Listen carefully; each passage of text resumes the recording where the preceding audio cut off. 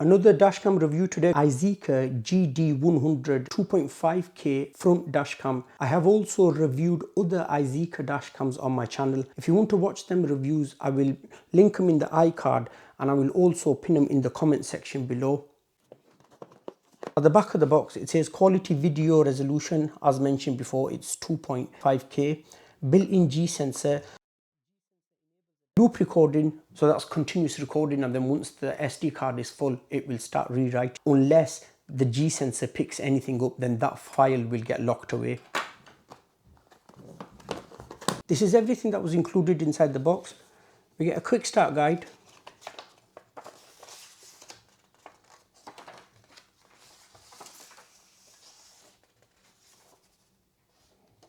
This will help you with cable management.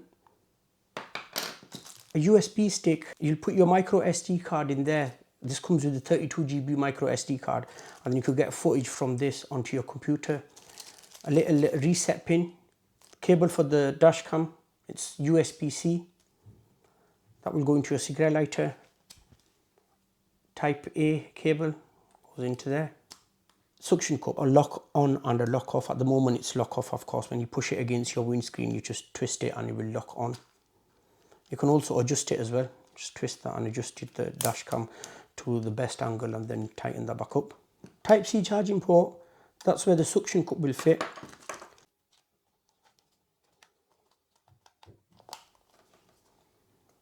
The best thing about this is you could leave the suction cup in the car and slide the dash cam off, and you could bring the dash cam inside and that stays in the car. On this side we have selection up, selection down, and the middle button that will be going through the menus. Power on off button. At the bottom, reset pinhole, the microphone. On this side we have the micro SD card slot, and it has a 32 GB SD card that comes with it. Make sure to format the micro SD card when you start the dashcam up. Next to the micro SD card slot, we have a lock button. Even though this dashcam does support G sensor, so on impact it will lock the file, you can lock the video yourself as well.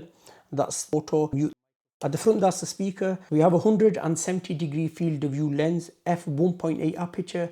So the lower the f number, the more light hits the sensor, giving better image quality even in low light. 3-inch IPS display. I have my power bank here. Let's give it some power. Let's tap on this menu button here. The power button is also the OK button.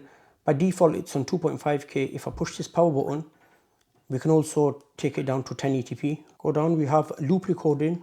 You've got 1 minute, 2 minutes and 3 minutes. I'm going to leave this on 3 minutes.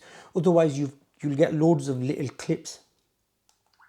Record audio is enabled by default. I'm going to leave that enabled. G sensor. You can have it off, low, medium or high. Parking guard. For this you will need to purchase the hardwire kit. Date stamp, that's on. License plate, you can put your license plate in if you want. Screensaver. Key voice. Speaker is set to low by default. Boot sound. When it starts up you could turn that sound off if you want. Language, it's on English, I'm leaving on English. Date and time. Format, so you need to format the SD card. It's very important you do that. I'm going to format the SD card when I've mounted the dashcam in the car. Default, so if you make any changes, you have the option to go back to factory settings. At the top here, that's the record sign, it's recording. WDR, that's wide dynamic range. That's taking a picture. Microphone, power there. Date and time at the bottom. Okay, I'm going to show you some daytime and nighttime footage. Do let me know in the comment section below what you think of the image quality. One thing I should mention, as I always mention when I'm recording anything to do with video, the quality you guys are going to see will be slightly reduced because YouTube compressed the file.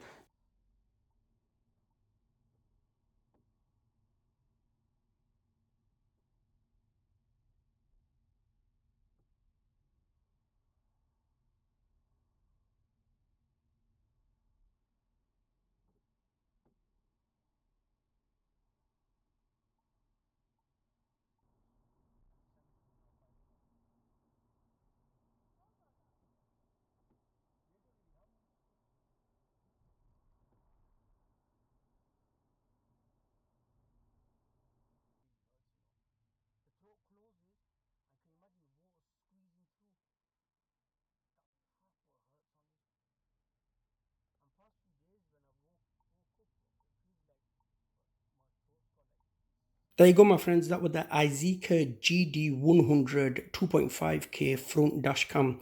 In my opinion, overall, it's a decent dashcam. It has good image quality day and night. You could see the number plates, everything that's going on around you. This dashcam has a beautiful 3-inch display. There's just one thing, I mean, you may not think anything of it, and it's not a deal breaker. It's just because I review lots of different dashcams, so I think I should mention it. You can't view your footage back on the go.